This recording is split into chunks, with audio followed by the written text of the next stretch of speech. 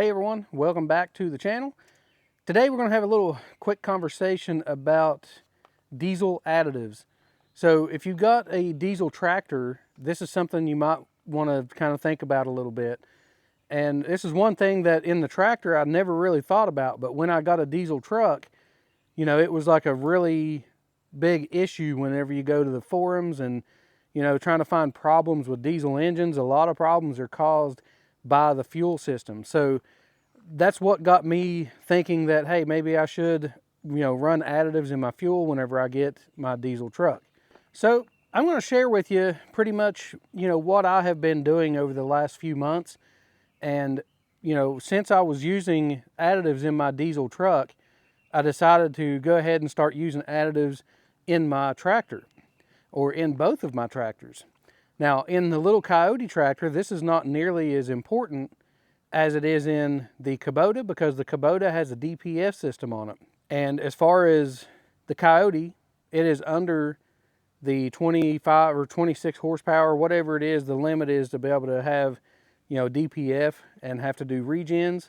So I don't have to really worry about it there, but it's still not a bad idea to add a additive to your fuel simply for the lubricity in the fuel, because lubricity is something that is in sulfur in your diesel fuel, and this ultra low sulfur diesel, they took out all the lubricity pretty much in your fuels, which is why some of your you know, trucks and stuff have had fuel pump issues, such as the Fords and the Chevys whenever they were using the CP4. And I actually think that Ram used the CP4 for a little while also. GM actually got into a big lawsuit over it because they were failing so much, and Ford somehow has managed to work around that, and they are still using the CP4. I think it's because they have a lift pump to somewhat get the fuel to the CP4 first, and then they pressurize it with the CP4. But anyways, with all that being said, diesel additives add lubricity back to your fuel. And in this case, I'm using the Hot Shot Secret.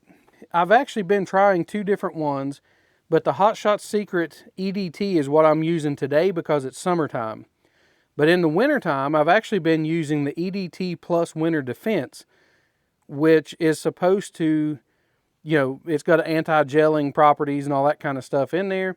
The thing is, with the treatment, this is supposed to actually make your regens less frequent. It helps to keep your DPF clean because of increasing your cetane.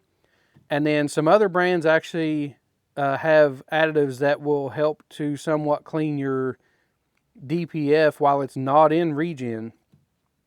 So in the tractor, that should actually help the same way, because, you know, every so many hours the tractor goes through a regen. If you're producing less soot to plug up the filter, then you're not going to need as many regens as what you were having. So I know in the past on my tractor I have had typically around 25 to 30 hours between regens. That's usually about the, you know, the where it's at. So I haven't actually, you know, I've run this through the wintertime, but I haven't ran it enough constant hours to really keep track of that. So this summer, you know, I'm basically comparing, you know, what it did last summer at roughly 25 to 30 hours between regens, and then this summer we're going to see how it does, because I didn't use this additive last summer. So we should be able to see a difference there. If it does make your regens less frequent, we should see a higher number of hours between regens. Now, with that being said, it does do that in the truck. In fact, I was getting between 530 and 600 miles between regens, and I started using additives, and every single time since then, it has been 830 to 840 miles between regens. And I think that it's actually regenning just based on, you know, it's saying, hey, it's had enough hours and enough time or whatever, and it doesn't actually get the soot load in the DPF plugged up. Like, it doesn't get to 100%.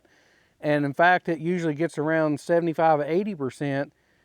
And then the trigger itself finally just goes ahead and triggers the regen, and every single time it's been between that 830 and 840 miles. So increasing that mileage between regens puts less wear and tear on your system and lets it last longer in the long run. So if you're only getting 500 miles, you're getting 300 miles extra between regens. Now this is something that I noticed with the EDT Plus Winter Defense. It claims that it has less regens. And also I switched to Arch Oil for the summertime, and it's also doing the same thing. It's 830 to 840 miles.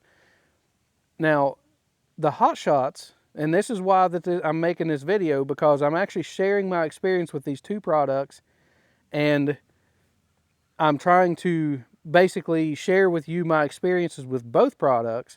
And I have run out of the Arch Oil. I'm going to try the Hot Shots EDT and see if it continues that trend of 830 to 840 miles through the summertime. And the reason I'm doing this is because the Hot Shots only requires 1 ounce per 25 gallons of diesel. And the Arch Oil requires 1 ounce per 10 gallons.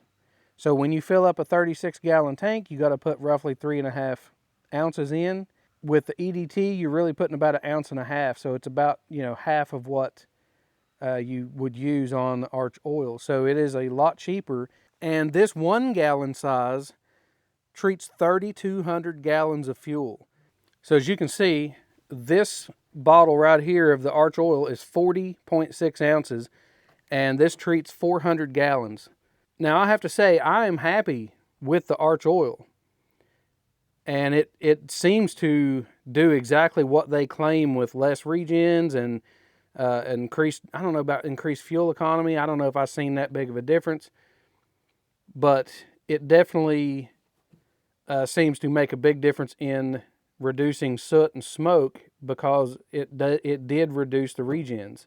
Now, this also treats 400 gallons in the regular dose, but if you put double the treatment, it only does 200 gallons, and that's how you get up to 8-point boost in your cetane. Now, this is the same way. If you do the regular dose, it's 3,200 gallons. If you double your dose, it gives you your full 7-point cetane boost, and that's where you're going to possibly see the biggest difference. And increasing your lubricity and all that kind of stuff is going to be based on that premium or the full dose. So anyways, I thought I'd share that information. I hope that helps out a little bit. I haven't tried the EDT through the summertime yet to compare this, and that's why I'm making this video. Because if you're following along with some of the Chevy Silverado videos and the Regen, the Banks iDash videos and stuff that I've put out, then this kind of goes right along with that, because this is part of owning a diesel, and in my outlook is trying to take care of that fuel system, because that seems like where one of the biggest problems come from modern diesels is through the fuel system and through the DPF, and having to do regens and clean that system out. And the less you can do that, the longer that system will last. So, like I say, I do have some other videos that I have my experience with the Arch Oil. I have some other videos that's going to be coming that have the EDT Plus Winter Defense. Just running behind on some of those.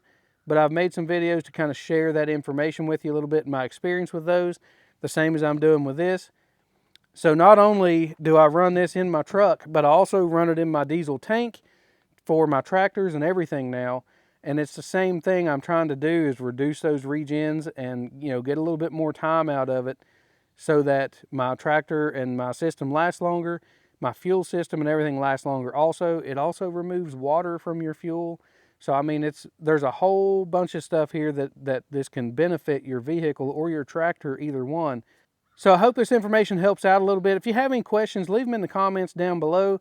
I hope I've explained a few of the things that might be some pain points for people that are, looking at or having a diesel tractor or truck, either one. And hopefully I said it to where it's a little bit understandable. So anyways, thanks for checking out the video. And until next time, I'll see you outdoors.